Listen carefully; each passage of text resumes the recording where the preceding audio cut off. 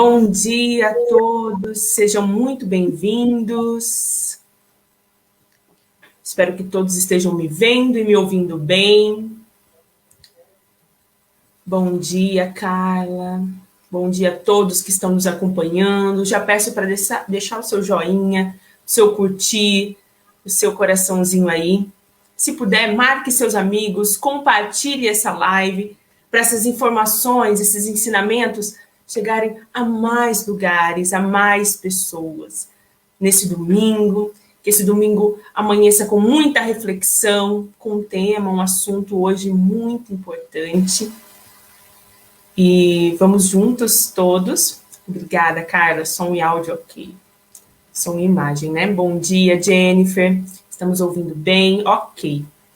Pessoal, quero mais uma vez agradecer a vocês que estão conosco nessa plataforma, estão conosco através do Maria de Nazaré, do Facebook, nos acompanhando sempre nas palestras, nos acompanhando em todos os eventos, em todas as atividades online que são realizadas nesse período de pandemia. Nós não ficamos sem a vibração da nossa casa, nós não ficamos sem o amparo da espiritualidade nem um segundo.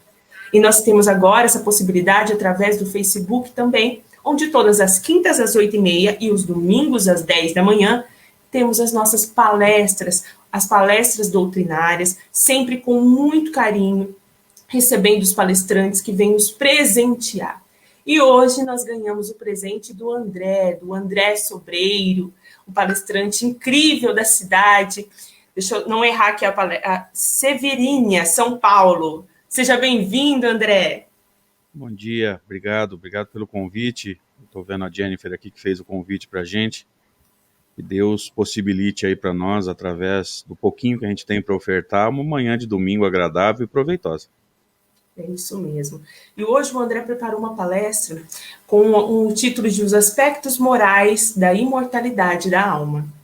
É um tema muito, muito importante, que a gente às vezes não reflete tanto, né, André? A gente não faz aquela reflexão diária, nós estamos aqui, vivos, aproveitando essa encarnação para melhorar, para evoluir. E é isso que a gente precisa diariamente. Mas, mais uma vez, agradeço a todos vocês. Estamos aí com 13 pessoas assistindo. Falo mais uma vez para que vocês possam compartilhar essa palestra, para que todos possam receber essas informações tão positivas. Primeiramente, André, eu quero fazer uma prece inicial e depois conversar um pouquinho com você. Combinado. Convido a todos os nossos amigos, a todas as pessoas que estão nos acompanhando neste momento, a respirarem profundamente, em ritmo calmo, tranquilo.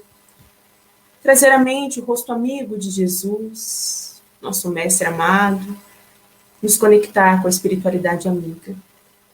Querido Mestre Jesus, muito obrigada, Senhor, por mais esse dia, pela oportunidade bendita de servir, por esse domingo maravilhoso em que recebemos o palestrante André, com tanto carinho.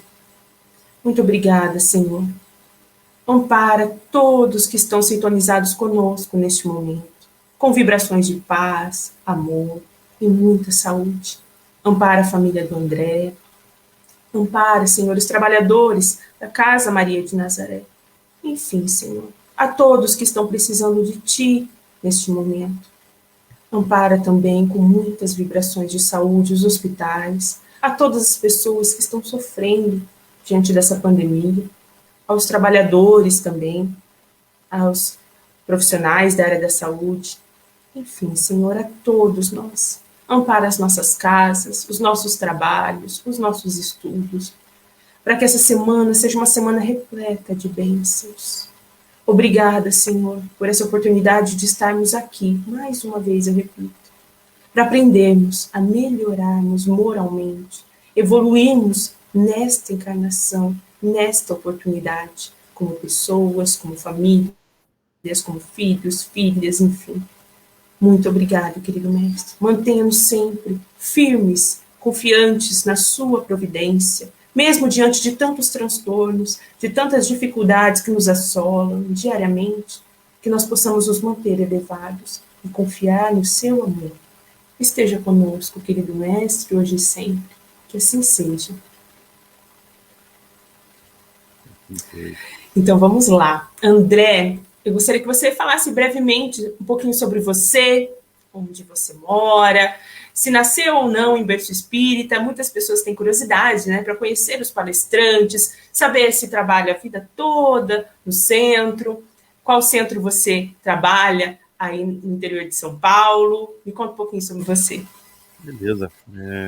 Nós residimos aqui em Severínia, que é uma cidade pequena, de 18 mil habitantes, na região de Barretos, São José do Rio Preto, essa região aqui, muito quente, diga-se de passagem. Não nascemos em berço espírita, na verdade eu tenho quase 16 anos de doutrina, vim para o movimento espírita em 2005, então são quase 16 anos, mas pouco tempo depois, menos de 2 anos depois, eu fiz a minha primeira palestra e tive que me tornar dirigente de uma reunião mediúnica. Veja que foi pouco tempo, mas foi muito intenso, né? Eu costumo brincar e Sim. falar que quem é mais endividado tem que trabalhar mais. E de lá para cá, entre viagens e lives, nós já estamos beirando aí umas 1.500 palestras, mais ou menos, de bastante trabalho de instruir a nós mesmos e passar o pouquinho que a gente sabe para os amigos que nos dão a oportunidade e que nos acompanham. Então eu fico muito feliz pelo convite. Era para a gente ter estado com vocês, salvo engano, o ano passado. Era para a gente ter ido à Rolândia, mas não deu certo por uma série de circunstâncias. Então vamos aproveitar o que a internet tem para nos ofertar. Isso mesmo, isso mesmo. Então, André, eu agradeço mais uma vez, em nome do Centro Espírita Maria de Nazaré, de todos os membros, toda a diretoria, pela sua disponibilidade, pelo seu carinho para conosco. E quero dizer que agora a aula é com você. Então, fique à vontade, estamos aqui também na retaguarda. Tendo qualquer dificuldade de link, pode nos notificar. Parabéns, obrigada pelo carinho. Imagina, que é isso, gente. Obrigado a vocês, um bom dia a todos. Que Deus nos abençoe e nos conserve sempre na sua inesgotável paz. Queria começar o nosso momento, mais uma vez, agradecendo o convite que nos foi feito pelo Centro Espírita Maria de Nazaré, através da Jennifer, que está no bate-papo com a gente aqui, para a gente poder conhecer vocês, ainda que virtualmente, né? Entrelaçar esses laços e compartilhar aquilo que a gente gosta de chamar de a bênção do conhecimento, a bênção do conhecimento que liberta, como nos ensina Jesus no Novo Testamento, especificamente no registro de João, dizendo que nós conheceríamos a verdade e a verdade nos libertaria. Então, bendita doutrina espírita que nos reúne nessa manhã de domingo para conversarmos um pouquinho sobre os aspectos morais da imortalidade da alma. Nós poderíamos abordar a imortalidade da alma por, no mínimo, 4 aspectos. Eu poderia discutir a imortalidade à luz da lógica, da filosofia, e aí nós recorreríamos ao Livro dos Espíritos, quando, através do diálogo de Kardec com os espíritos, das perguntas e respostas, ele nos ajuda a entender por que a alma é imortal.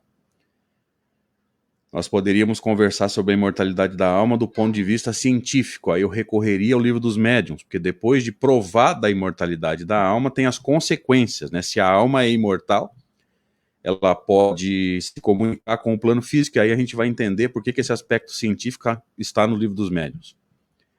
Eu poderia recorrer ao livro Céu e Inferno para discutirmos a imortalidade à luz da justiça. Então, nessa obra a gente vai entender que a justiça de Deus, ela ficaria manca, ela ficaria deficitária sem a imortalidade da alma, e a principal consequência da imortalidade da alma, que é a conservação da individualidade. Para que Deus seja justo, né, para a gente entender a justiça de Deus, a conservação da individualidade é importantíssimo, porque ao desencarnar, eu não apenas preciso sobreviver, eu preciso também conservar a minha individualidade, eu, espírito, claro, né, o espírito sobrevivendo à morte do corpo. É necessário conservar a individualidade para que eu possa manter em mim, reter em mim, conservar em mim tudo que eu conquistei durante a encarnação. O que desmente o materialismo, o que desmente o panteísmo. E uma série de outras doutrinas que não entendem bem esse aspecto da conservação da individualidade. Sem conservação da individualidade não há progresso. Porque eu só posso progredir se eu guardar em mim, de alguma forma, que nós não sabemos como é, tudo que eu conquistei durante todas as minhas encarnações. Mas nós não vamos discutir a imortalidade do ponto de vista filosófico, nem científico, nem da justiça. Nós vamos discutir à luz da moralidade. E aí eu vou pedir para os amigos da retaguarda compartilharem o material que eu deixei isso. Nós vamos recorrer ao Evangelho segundo o Espiritismo, no segundo capítulo, que Kardec chamou de Meu Reino Não É Deste Mundo. Ele nos apresenta 3 subtítulos de Kardec e um dos Espíritos. E aqui, gente, é bom a gente entender que essa ordem aqui, ela respeita uma construção de conhecimento. Lembre-se, Kardec era pedagogo, um grande pedagogo, formado por outro grande pedagogo, que nós conhecemos como Pestalozzi. Então, Kardec sempre mostra essa sequência de subtítulos para que a gente possa entender a lógica do capítulo. Então, sugestão de amigo, todo livro de Kardec que você estudar, estude essa sequência de subtítulos, para a gente entender a construção de conhecimentos, tá? Kardec, nesse capítulo, vai comentar as palavras de Jesus num diálogo com Pilatos, no Evangelho de João, no capítulo 18, entre os versículos 33, 36 e 37. Mas nós vamos aproveitar apenas o 33, que é esse primeiro momento aqui, que é quando João nos diz o seguinte: Pilatos, tendo entrado de novo no palácio e feito vir Jesus à sua presença, pergunta-lhe: És o rei dos judeus? E Jesus responde: o meu reino não é desse mundo. Se o meu reino fosse deste mundo, a minha gente, o meu povo, meus amigos, haveriam combatido, brigado, lutado para impedir que eu caísse nas mãos dos judeus. Mas o meu reino ainda não é daqui. Então é isso aqui que nós vamos precisar num primeiro momento. Essa primeira frase aqui, ela tem no mínimo 2 conclusões importantes, tá? E aí eu vou pedindo que vocês que estão conosco hoje, qualquer dúvida, qualquer palavra, coloquem aí no chat que eu estou acompanhando aqui, tá? Qualquer coisa que vocês não entenderem, coloca no chat pra gente aí. Quando ele diz o meu reino não é desse mundo, no mínimo 2 informações subliminares a gente vai tirar. Primeiro, o meu reino não é desse mundo significa que Jesus tem um reino. O meu reino. E embora talvez a gente não possa olhar para esse termo, né, meu, no sentido possessivo, mas possa olhar no sentido de que Jesus preside um reino, o que já justifica aquele segundo subtítulo de Kardec, que a gente vai passar superficialmente agora, que é a realeza de Jesus. Tá? Embora Jesus, Kardec vai dizer ali, que embora Jesus não tenha sido rei no sentido temporal, não tenha sido eleito rei por maioria de votos, ou por unanimidade, ou por aclamação, que embora Jesus não tenha recebido poder temporal dos pais, nem poder financeiro, Jesus pode ser considerado rei, como muitos podem ser considerados reis, pela majestática missão cumprida por eles durante a encarnação.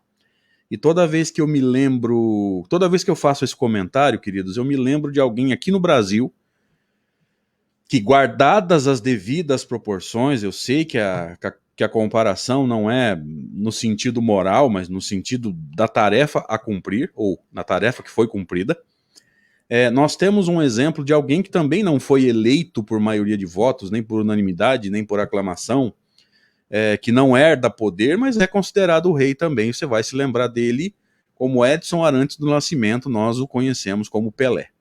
Pelé também não foi eleito o rei do futebol, e aliás, se uma eleição fosse feita hoje, né, um link na internet, lá no site da FIFA, quem é o maior jogador de todos os tempos? Aí tu clica no link, vai lá, e tem lá várias opções. Tenho a impressão que Pelé não ganharia essa eleição por um motivo muito tranquilo da gente entender. Aqueles que têm facilidade com a internet hoje, né, que pegam um smartphone, um tablet, um computador e vão fazer essa votação, não viram Pelé jogar, na grande maioria. E aqueles que viram Pelé jogar, que sentiram o magnetismo daquele atleta extraordinário, tanto na parte técnica, quanto na força física, quanto na inteligência, enfim, já não tem tanta facilidade assim para usar a internet. Então eu tenho a impressão que Pelé não ganharia essa eleição por motivos, claro, injustos do ponto de vista do futebol mais fácil de entender no nosso dia a dia, pela facilidade que alguns têm e outros não, para lidar com internet, link, etc, etc. Então, eu sempre me lembro disso, né? Pelé hoje talvez não ganharia essa eleição, porque aqueles que viram Pelé jogar não têm tanta facilidade com tecnologia, e mesmo assim Pelé é considerado o rei do futebol. Então, Jesus pode ser considerado um rei mesmo sem ter poder financeiro, temporal, sem ter sido eleito por votação, pela excelência da missão por ele cumprida aqui na Terra, ou seja, o espírito puro, o governador espiritual do planeta, segundo a colocação de Hahnemann na Revista Espírita, né? O espírito de verdade que a este orbe governa. A revelação vem de Hahnemann, né? Muito antes de alguns espíritos escreverem no século XX, através de alguns médiums, que Jesus governaria o orbe. Na Revista Espírita, na obra de Kardec, Hahnemann já tinha feito essa revelação, ok? Então Jesus tem um reino, Jesus preside um reino, e se não é deste mundo, eu ainda estou discutindo a frase aí que está destacada na tela, é porque existe um outro lugar, uma outra circunstância, um outro plano, uma outra dimensão, enfim, você pode chamar como você quiser. Existe uma outra situação, plano, dimensão, onde esse reino se caracteriza. Então, a existência do chamado plano espiritual, na linguagem de Kardec, o mundo normal primitivo, o mundo espírita, está mais do que caracterizada. Jesus não nos dá há 2000 anos, através das palavras dele, o direito de pensarmos em materialismo, né? Nos moldes que Allan Kardec nos mostra, porque nem todo mundo conseguiu entender que materialismo na obra de Kardec não tem a conotação que tem hoje. Se eu disser que alguém é materialista, provavelmente você vai pensar que essa pessoa só pensa em dinheiro e nas coisas que o dinheiro pode comprar. O materialismo no tempo de Kardec era um sistema, era uma conexão de ideias que acreditava que nós aqui, viventes na Terra, no que nós chamamos de plano físico, somos, para os materialistas, apenas matéria. E se nós fôssemos apenas matéria, nada sobreviveria à morte física, porque se é só matéria, morreu, acabou. Então veja, se Jesus está dizendo que o reino não é deste mundo, é que existe um outro mundo. Então a existência do plano espiritual, ela é deduzida muito tranquilamente das palavras de Jesus, porque para o materialista, se não há em nós nada que não seja matéria, então não existe o espírito fora, porque se não existe em mim, não tem nada para sobreviver à morte do corpo. Se não existe espírito fora, é porque não existe plano espiritual. Então vamos para o materialista, vamos entendendo como o materialista pensa. Isso é mais importante do que parece, porque no 3º capítulo do Livro dos Médiuns, Kardec diz que o ensino deve partir, e nós sabemos disso, né? Do conhecido para o desconhecido. Para o materialista, o conhecido é matéria.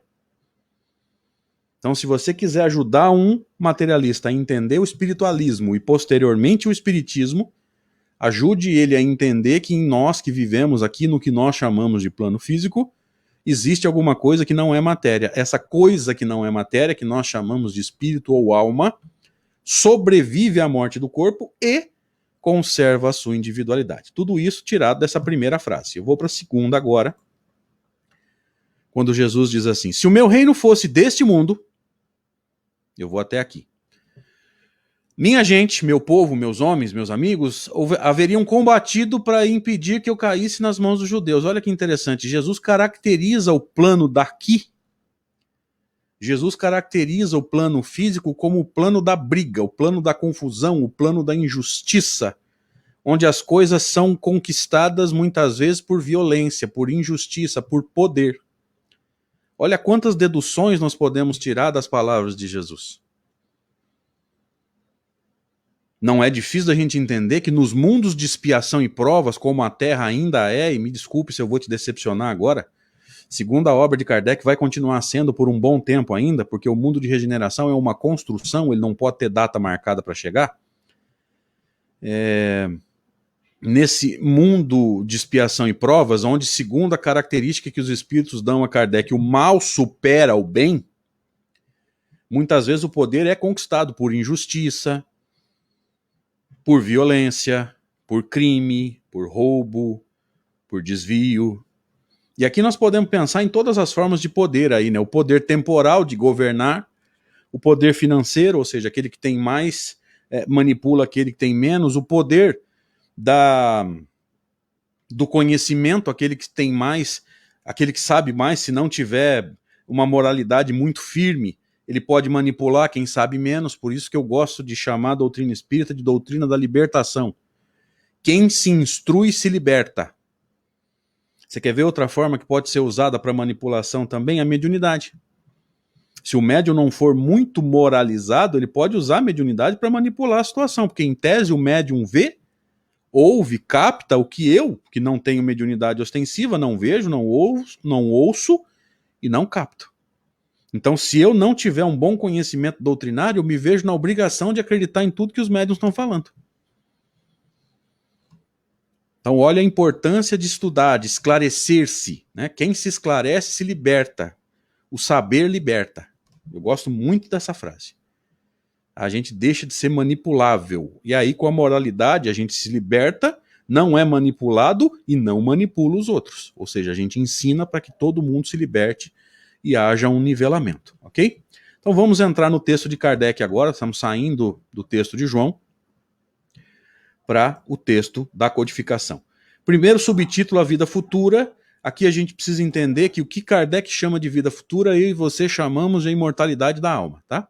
O que é a vida futura? A continuidade da vida pós-morte do corpo. Veja, imortalidade que é, se você quiser colocar isso em termos matemáticos, imortalidade é igual existência do espírito, que é a tese espiritualista, sobrevivência à morte do corpo, mais conservação da individualidade, né? Então eu brinco de matemática, somando esses três fatores, vamos lá, existência do espírito mais sobrevivência à morte do corpo, mais conservação da individualidade, igual imortalidade da alma ou vida futura, tá? Vamos ver de que forma Kardec caracteriza essas palavras. Por essas palavras, onde que eu vou? Eu vou até aqui. Jesus claramente se refere à vida futura, à imortalidade da alma, que ele apresenta em todas as circunstâncias como a meta que a humanidade irá ter, e como devendo constituir objeto das maiores preocupações do homem na Terra, ou seja, o espírito encarnado precisa, com o tempo, educar-se e aprender a pensar prioritariamente como espírito imortal, e nós não fazemos isso. A maioria de nós pensa como matéria que vai morrer. Por quê? Porque a gente vive no desespero de ganhar, de conquistar. E ai de nós se a gente perder alguma dessas coisas. Olha só.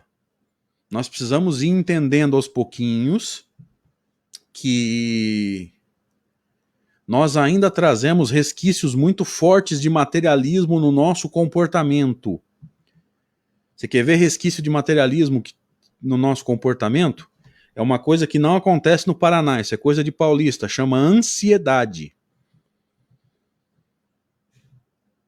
Esse medo de sabe Deus o quê, né?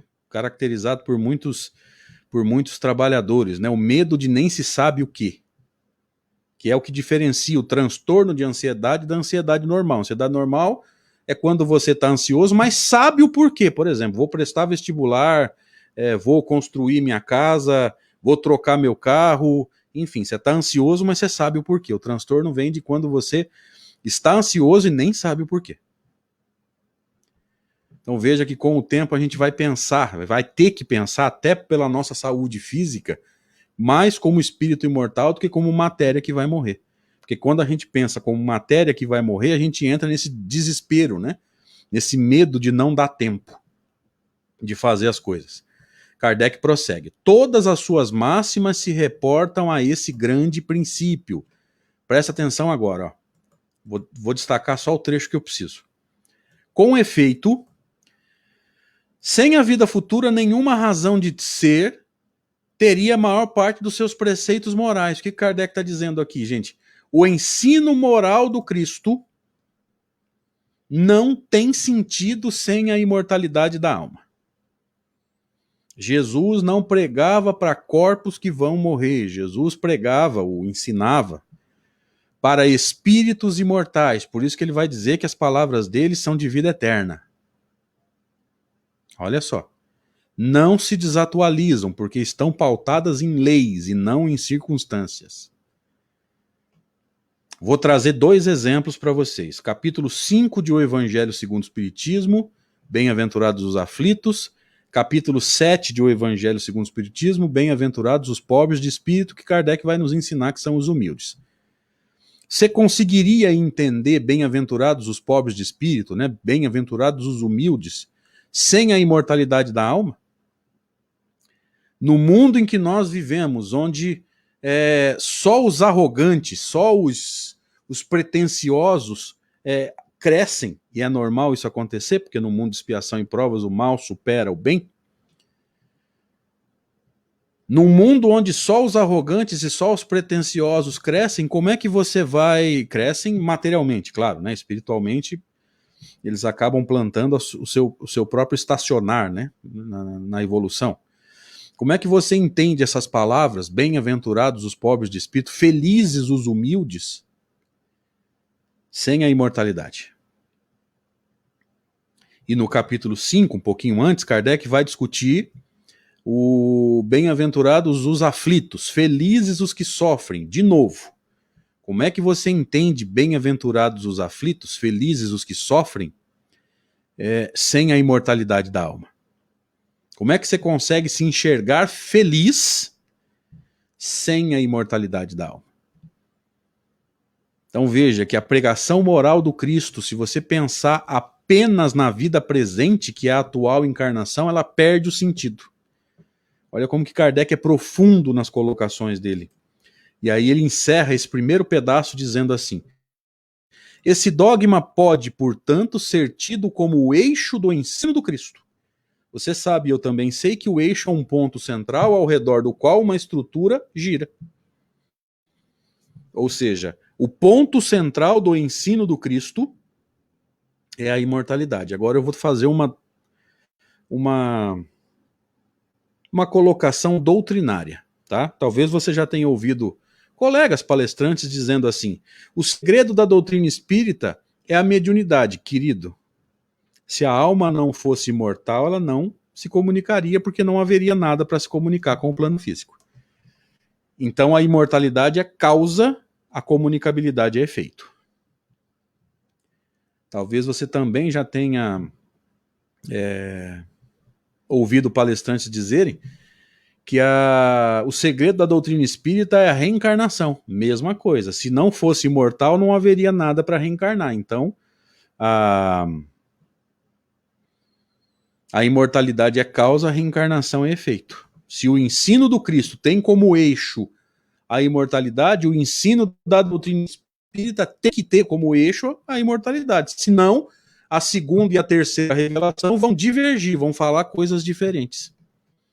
Aí ele diz assim, né, Kardec: pelo que, ou seja, por esse motivo, foi colocado num dos primeiros lugares nessa obra. Agora você entendeu por que a imortalidade está logo no segundo capítulo, porque é o eixo do ensino do Cristo e tem que ser o eixo do ensino da doutrina espírita. Olha quanta coisa tem nesse texto que provavelmente você já leu dezenas de vezes, porque está mais ou menos comprovado aí por números, né, que o Evangelho segundo o Espiritismo é o livro mais estudado de Kardec por todos nós, é o livro mais vendido na Federação Espírita Brasileira, com estatísticas oficiais de amigos meus que frequentam a FEB, o Conselho Federativo Nacional. E a gente lê isso e não consegue entender.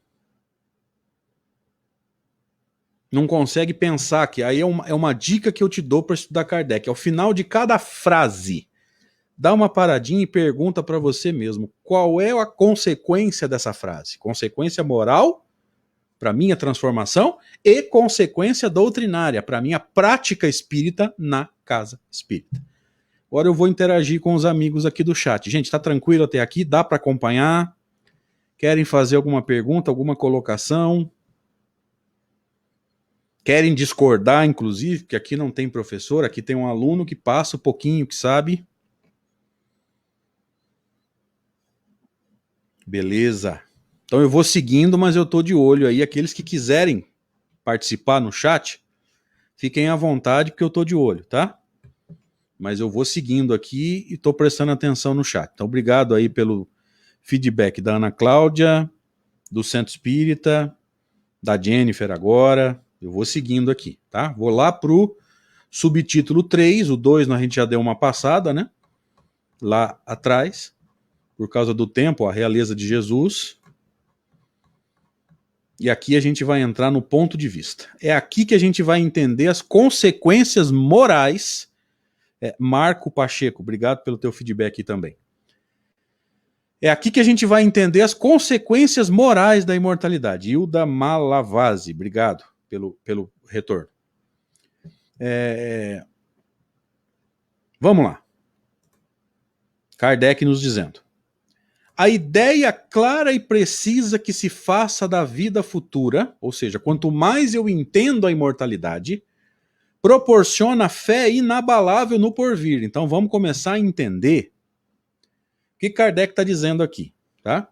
Quanto mais eu fortaleço, Vilma Lúcia, obrigado pelo teu feedback. Quanto mais eu entendo a imortalidade da alma, mais inabalável a minha fé no porvir. Então vamos começar a pensar nas consequências. Me ajuda aí no chat agora. Como é que eu faço para ter essa ideia clara e precisa da vida futura? Qual o mecanismo que as casas espíritas precisam fazer, e nós também, né, nos nossos lares, para ter essa ideia cada vez mais clara e cada vez mais precisa da vida futura? Quem gostaria de participar comigo no chat, fique à vontade.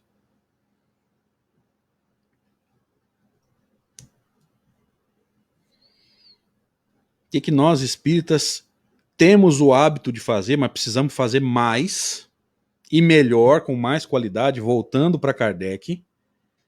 Aí eu já dei a dica. O que nós precisamos fazer para poder ter cada vez mais essa ideia clara e precisa da vida futura?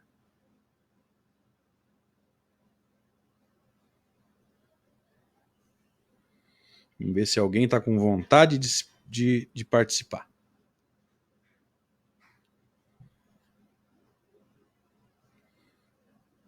O que nós precisamos estar fazendo cada vez mais chama estudo. Esclarecimento. É estudando isso. A segunda resposta da Ana Cláudia. Não que o evangelho no lar não o faça, mas estudar, esclarecer-se, aprofundar. Ler menos e com mais profundidade, menos no volume, né, de parágrafos, mas aprofundar o máximo possível. Isso, Hildo, estudar Kardec. Então, quanto mais eu estudo, mais me esclareço, mais inabalável a minha fé no porvir. Quais as consequências disso? Mais um passo à frente. Fé que acarreta enormes consequências sobre a moralização dos homens. Opa!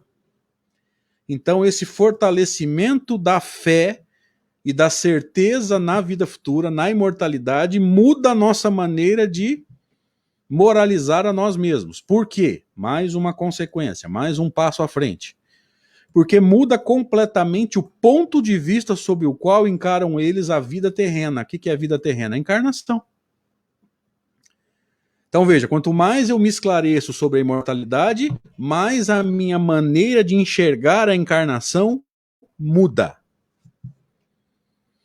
Agora Kardec vai nos dar 2 pontos de vista.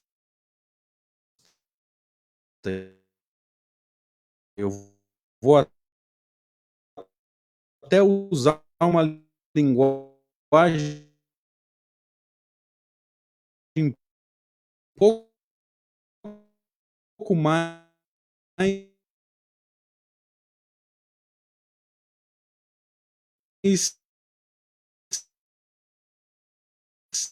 Vamos ver os dois.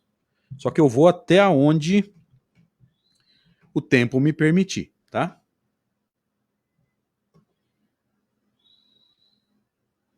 Aqui andou travando um pouquinho também, andou falhando aqui. Eu acho que é a minha internet, Fernando. Talvez seja a minha internet aqui, porque ela oscila um pouco, tá? Eu até costumo brincar e dizer que a minha internet cai mais do que o Neymar na Copa de 2018 na Rússia, lembra? Mas vamos lá. Primeiro paradigma. Paradigma da imortalidade, ou seja, estar encarnado, enxergando a vida, enxergando a encarnação do ponto de vista da imortalidade, se enxergando como espírito imortal. Kardec. Para quem se coloca pelo pensamento na vida espiritual que é indefinida, ó, para quem se enxerga como espírito imortal, porque ele deixou claro, gente, ó, para quem se coloca pelo pensamento, ou seja, é pensar como espírito imortal, não é provocar o seu retorno ao plano espiritual, que isso é suicídio. Entenda isso. Aí você vai ter muito mais problema. Então, para aquele que se coloca pelo pensamento na vida espiritual que é indefinida, ou seja, eu estou encarnado, mas vivendo como espírito imortal, ou pensando como espírito imortal, a vida corpórea, a encarnação, se torna simples passagem breve estada num país ingrato. Opa! Olha que metáfora bonita, né? Breve estada num país ingrato. Imagina que você viajou para um país onde você vai ter imensas dificuldades por causa do clima, por causa do idioma, por causa das distâncias, por causa da alimentação. Mas é passageiro, ou seja, você vai ficar lá um mês, depois você vai voltar para casa. Que você se sustenta pelo pensamento como? Calma, já já passa, eu volto para minha casa. Aqui eu vou fazer o melhor que eu puder, eu vou me manter firme, mas lá na frente eu vou voltar para minha casa. Onde que é a nossa casa? Plano espiritual. Mundo normal primitivo, como nos ensina Kardec no Evangelho, não, no Livro dos Espíritos. Ali pela questão 85, mais ou menos. E ele prossegue, ó. Se você conseguir isso, né? Estar encarnado vivendo como espírito imortal. As vicissitudes e tribulações dessa vida, vida física, não passam de incidentes que ele suporta com paciência, por sabê-las de curta duração, devendo seguir-se-lhes um estado mais ditoso. Então vamos entender isso. Para quem está encarnado pensando como espírito imortal, o que é encarnação? Um momento. E tudo que está dentro da encarnação é menor do que o momento, perde importância absoluta. A gente coloca o sofrimento no lugar dele, é relativo, é passageiro.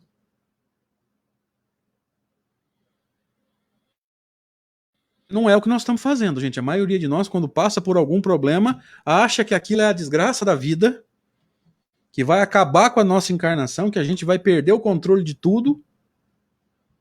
Olha só como que a gente ainda se descabela quando a gente tem cabelo.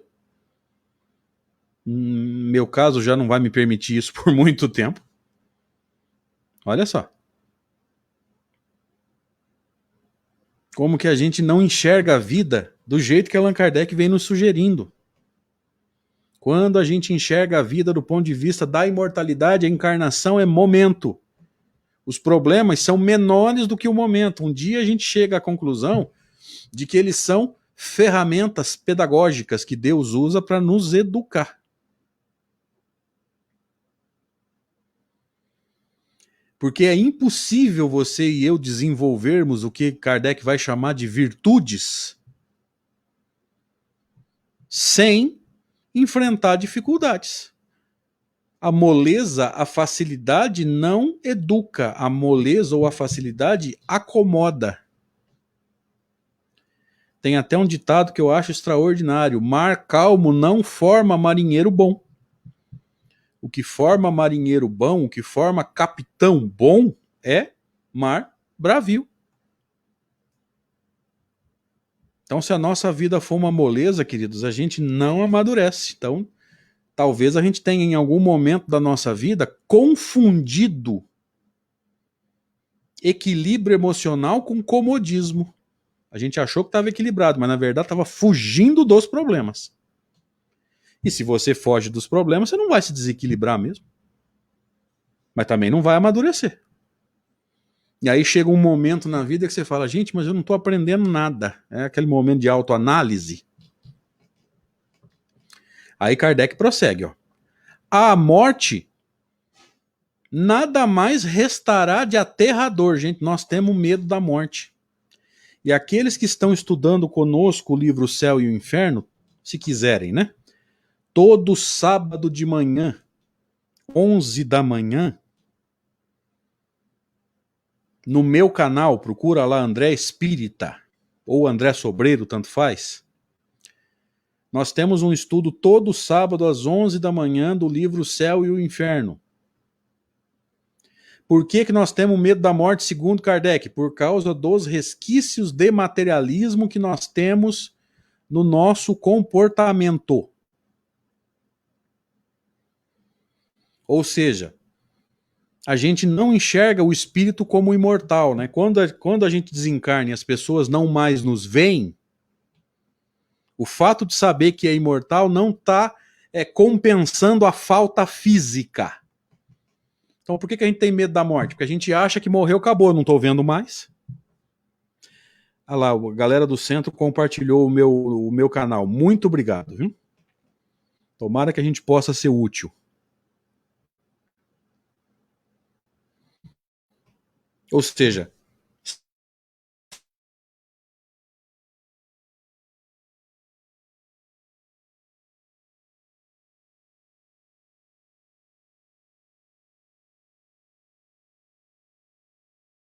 aí, acho que voltou.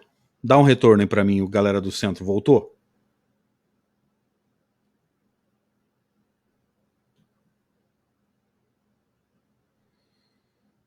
Não, beleza. Obrigado, tô seguindo então. Beleza, Fernando, obrigado. Jennifer, obrigado. Vamos lá. Nós temos medo da morte pelos resquícios de materialismo que nós trazemos em nós, ou seja, o medo de perder. Gente, se a gente enxergasse o espírito como imortal, a gente saberia que com a morte a gente não perde. É o que Kardec vai dizer agora, quer ver? Deixa de ser a porta que se abre para o nada. O que é porta para o nada? Materialismo. Morreu, acabou. E torna-se a porta para a libertação, ou seja, o meu parente não morreu, ele se libertou da carne, do sofrimento do corpo, mas continua exatamente o mesmo. Conservação da individualidade. Vocês estão vendo a profundidade desse texto? Agora eu vou para o outro extremo, caminhando para o final, tá? Agora nós vamos discutir a vida pelo paradigma materialista. Ou seja, eu estou encarnado, mas só penso na encarnação. Não penso como espírito imortal. Pelo simples fato de duvidar da vida futura. Ó, não precisa ser um materialista. Às vezes a pessoa é espiritualista, às vezes é espírita, mas não pensa como espírito imortal. Veja, esse texto é para nós. Pelo simples fato de duvidar da imortalidade, o homem dirige todos os seus pensamentos para a vida terrestre. Ó, se eu não sei como é que é lá, eu vou focar no que eu tenho na mão. Vida física. O que ele faz? Vive para a matéria. O que o materialista faz? E nós, às vezes, espiritualistas e espíritas, olha só, nós, espiritualistas, espíritas, ainda fazemos. A gente acelera com medo de morrer e medo de não dar tempo. Querido, O que não der tempo de fazer aqui, quantas encarnações você tem para fazer? Você é imortal. Deus usa o tempo, não usa a dor, não. Fica tranquilo. O recurso de Deus é o tempo. Cada um de nós vai no seu tempo. Claro, eu preciso acelerar. Não é acelerar desorganizadamente, mas eu preciso cadenciar melhor e o meu progresso. Eu não posso fazer corpo mole. Mas eu tenho quanto tempo eu precisar. Desde que eu não seja irresponsável, né? Porque nós espíritas às vezes fazemos isso. Na próxima encarnação eu resolvo. Não é isso que eu estou falando. Isso é irresponsabilidade. Agora, se você tentou e não conseguiu, quer dizer que você tentou, você se esforçou. Deus leva em conta. Princípio de causalidade. Princípio de causalidade, gente, é o que nós costumamos chamar de lei de causa e efeito, tá? Kardec vai confirmar essa frase que está destacada aí na tela, lá no céu e inferno. Eu não sei como é que funciona depois da morte, então eu vou me apegar na vida, que é o que eu tenho na mão, é o concreto, ele usa um termo, é o positivo. Positivo é o que eu já tenho, o que eu já sei, que é certeza.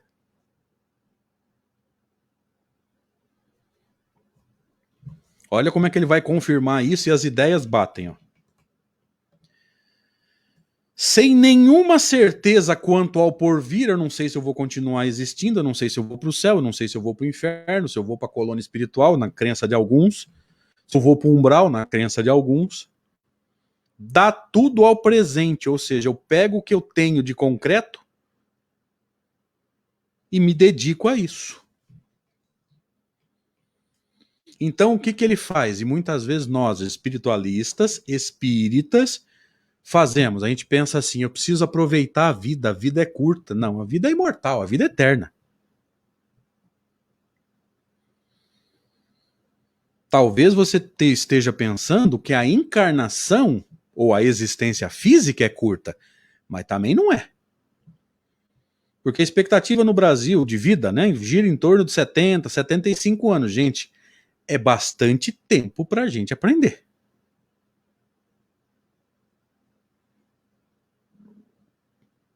É tempo. Não adianta falar que é curto, porque não é. Tá? Nenhum bem mais precioso do que os da terra, divisando, né, de mais precioso do que os da terra, torna-se igual uma criança que nada vê além dos seus brinquedos. Se ele perder um, pode ter dezenas de brinquedos. Perde um, o que dá? Entra em desespero. Não é isso que nós fazemos quando a gente perde um ente querido? Quando alguém bate no nosso carro, quando a nossa casa dá um problema. Gente, nós estamos muito mais, eu não sei se vocês concordam, nós estamos muito mais no paradigma materialista do que o da imortalidade. Presta atenção nessa parte agora. Ó. E não há o que não faça para conseguir os únicos bens que se lhe afiguram reais. Ou seja, não interessa o que eu tenho que fazer, eu vou viver para a matéria. É aí que a gente vai ver as pessoas desviando dinheiro público só para poder ter uma piscina melhor, ou mais um carro, ou uma casa mais. Se alguém vai ficar sem médico lá no pronto-socorro, se alguém vai ficar sem remédio na farmácia municipal, para essas pessoas não tem problema. Ó, não há o que não faça para conseguir os únicos bens que se lhe afiguram reais. Matéria. Por quê? Porque ele não sabe como é que funciona lá na frente.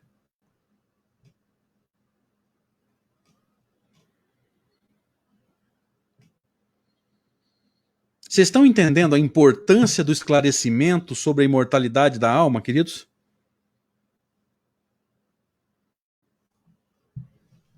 Se a gente não se esclarecer, a gente não muda. E se a gente não começar a passar esse conhecimento para frente, pega um trecho desse aqui, ó. Eu sugiro Kardec. Pega um texto desse aqui, ó, 5, 6 linhas, cola no teu Facebook. Cola lá no teu Facebook, compartilha com as pessoas. Faça. Ou colabore fazendo com que elas pensem. Porque o segredo da fé inabalável espírita é o entendimento. Quem entende se liberta. Quem entende confia. E é disso que nós precisamos, entendimento para poder confiar.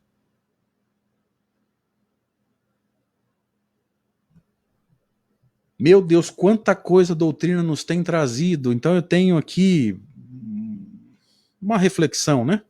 Caminhando para o final. Nós estamos com um oceano de conhecimento na mão, que é a doutrina espírita, mas estamos bebendo água com um copo de café. Por quê? Porque a gente só sabe falar em reencarnação, mediunidade, reencarnação, mediunidade, reencarnação, mediunidade. E, na verdade, se a alma não fosse imortal, não reencarnaria. Então não haveria reencarnação. E se a alma não fosse imortal, não haveria nada para se comunicar com o plano físico. Então não haveria mediunidade. A imortalidade é remédio, claro, simbolicamente, né? Remédio para esse mal moderno chamado ansiedade, para outro mal moderno chamado depressão. Calma, faça menos e faça bem feito. Que não é o que a gente faz, a gente quer fazer muito, tudo de uma vez. Faça menos, bem feito. Aprenda a caprichar. Se você pegar menos coisas para fazer, você vai poder dar o máximo de si em todas elas. Ao passo que se a gente acelera e sai catando, assumindo compromissos, a gente acaba sendo superficial em algum deles. E aí Jesus vai dizer, né, a gente não pode servir a dois senhores. Claro, ele aplica isso ao dinheiro, mas eu estou tirando do contexto aqui.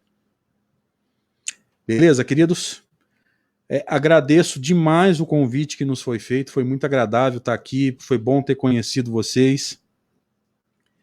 Rogo a Deus que nos abençoe, que a gente possa continuar evoluindo, progredindo, se preparando para novas tarefas, para novas responsabilidades, para quem muito foi dado, muito será pedido. Então, não tenham dúvida de que, esclarecendo-nos, a gente vai ter que encarar novas tarefas aí, e que bom que é assim, porque se Jesus nos dá a tarefa, é porque a gente está pronto. A gente não confia em nós mesmos, mas a espiritualidade já confia.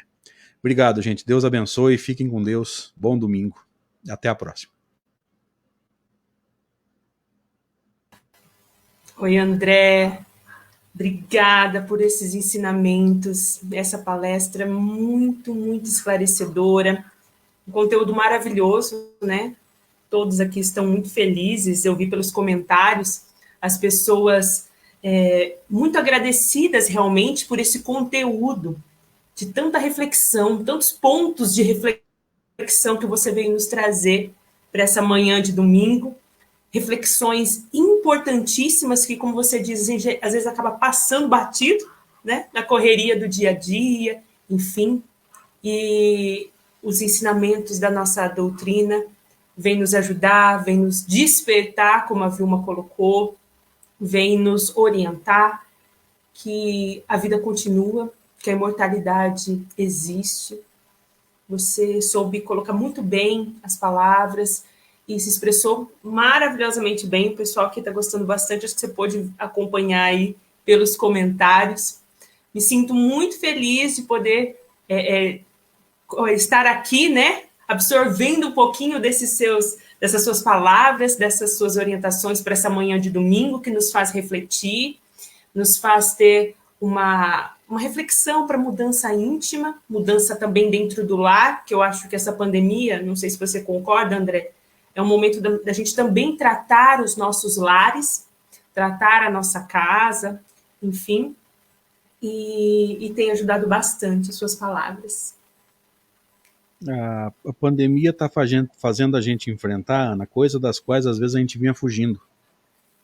Porque corre o risco da gente marcar atividade na casa espírita, por exemplo, a semana inteira. E segunda tem isso, e terça tem aquilo, quarta tem aquilo, por quê? Para fugir das responsabilidades de casa, ou seja, a casa está em desequilíbrio, eu arrumo outra coisa para fazer.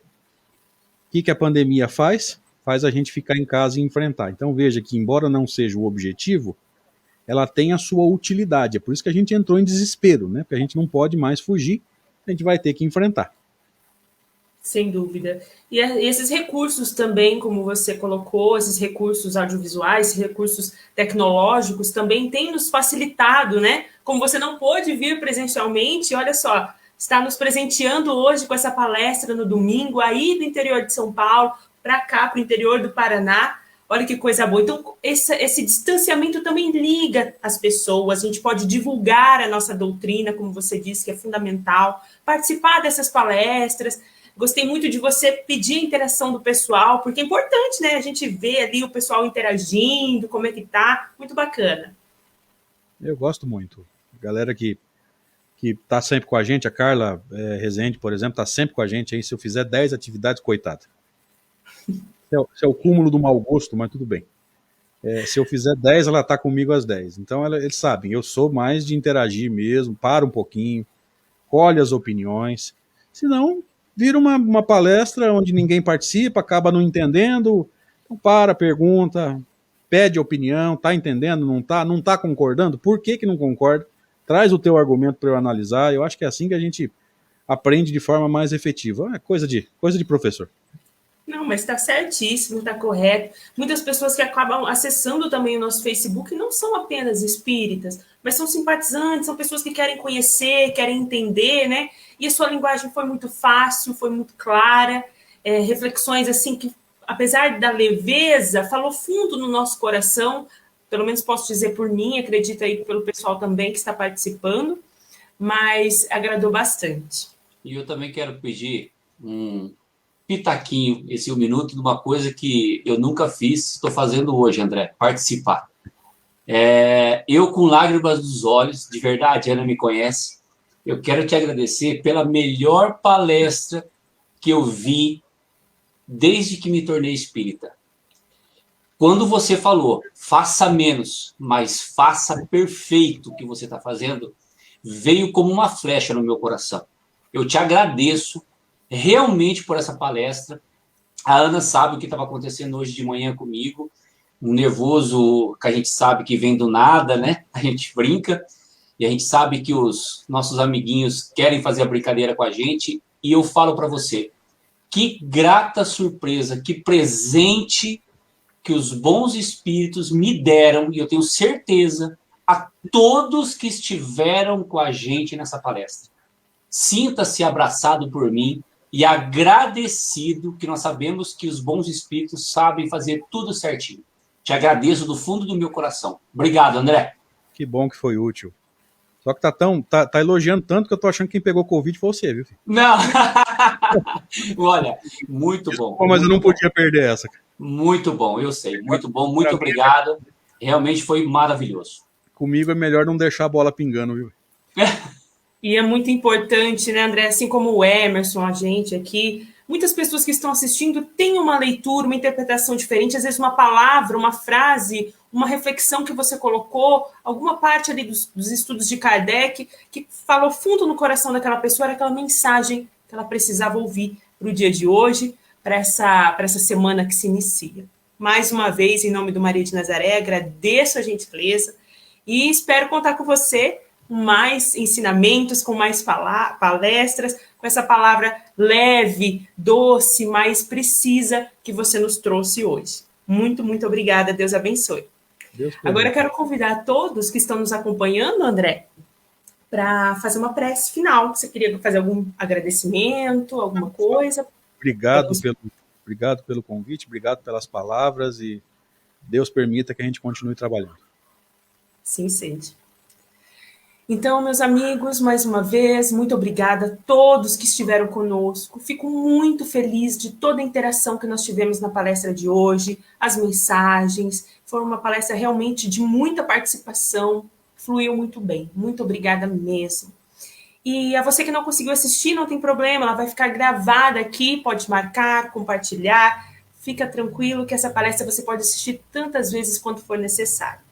E também, a você que ainda não nos conhece, quero divulgar aqui o site do Centro Espírita Maria de Nazaré. Lá você encontra vídeos, temos a Kardecpédia, temos várias instruções e também a nossa web rádio, a web rádio do Maria de Nazaré, que tem várias músicas que vai nos ajudar a embalar o nosso domingo, os nossos dias, que vai nos fazer refletir, várias músicas que vão mudar a nossa vibração, a vibração do nosso ambiente. Então, se você ainda não conhece, vale a pena entrar www.semana.com.br. É muito bacana, vocês vão gostar. Tem fotos também aqui do nosso centro, dos participantes, vocês vão gostar bastante de conhecer. Então, meus amigos, para finalizar essa manhã de domingo, quero mais uma vez convidá-los a esse momento de oração, de prece, em que nos colocamos em posição confortável, fechamos os nossos olhos, respirando profundamente, tranquilizando as nossas emoções, serenando os nossos pensamentos, nos conectando ainda mais com a espiritualidade amiga. Sabemos que eles não estiveram longe de nós por nem um segundo, mas agradecendo profundamente. Querido Mestre Jesus, muito agradecidos estamos, querido Mestre, por mais essa palestra, por mais uma vez estarmos reunidos em Teu nome, por mais uma vez sentirmos o Seu amor e a Sua misericórdia sobre nós. Muito obrigada pelas essas palavras que o André nos trouxe, por esses pontos de reflexão tão imprescindíveis para cada um de nós, para esse momento em que estamos passando. Ampara todos nós, querido Mestre. Esteja conosco, nos motivando, nos orientando, nos dando ânimo e forças para continuar servindo. Esse trabalho não pode parar. É um trabalho de muito empenho, de muita dedicação, mas que também de muita gratidão, que nos fortalece diariamente. Um trabalho em que podemos estender a mão ao próximo, fazendo a nossa caridade diária, caridade moral, de forma imprescindível. Levar os ensinamentos de Jesus, que isso possa ser o nosso trabalho diário, onde formos. Ampara todos nós, Senhor, que estão nos acompanhando, a todos os familiares, aquelas pessoas que estão em nossos corações e em nossa memória, que eles possam receber essas vibrações positivas em que desfrutamos agora. Muito obrigada, querido Mestre. A palavra de hoje é gratidão. Obrigada pela casa que temos, pelo alimento, por tudo que o Senhor nos proporciona, por cada ensinamento. Nós queremos crescer, evoluir e confiar diariamente, pois o Senhor está conosco. Agradecida mais uma vez por todos que nos acompanharam. Peço que nos envolva, querido Mestre, com muita paz e que essa semana seja uma semana de bênçãos a todos nós. Que assim seja. Assim seja. André, obrigada mais uma vez. Obrigada por esse carinho de nos receber. Que Deus abençoe você, a sua família. O Emerson está colocando aqui, ó, o site do Maria de Nazaré, para que você também conheça, a web rádio. E a todos que nos assistiram, muito, muito, muito obrigada. Vamos juntos estudar cada vez mais a nossa doutrina. Como o André falou, às vezes está um minutinho ali em casa, né? Vamos ler. Né? Tem o material, as obras básicas de Kardec, que são fundamentais. Acho que não são nem obras básicas, né, André? Acho que são obras fundamentais de Kardec. A gente deveria colocar assim. Muito obrigada pelo carinho, André. Que Deus abençoe vocês, você e a tua família aí, o pessoal também do centro em que você participa. E conte conosco aqui também no interior do Paraná. Obrigada a todos. Um grande beijo e até a próxima quinta-feira, às 8h30, aqui no Facebook. Um abraço. Tchau.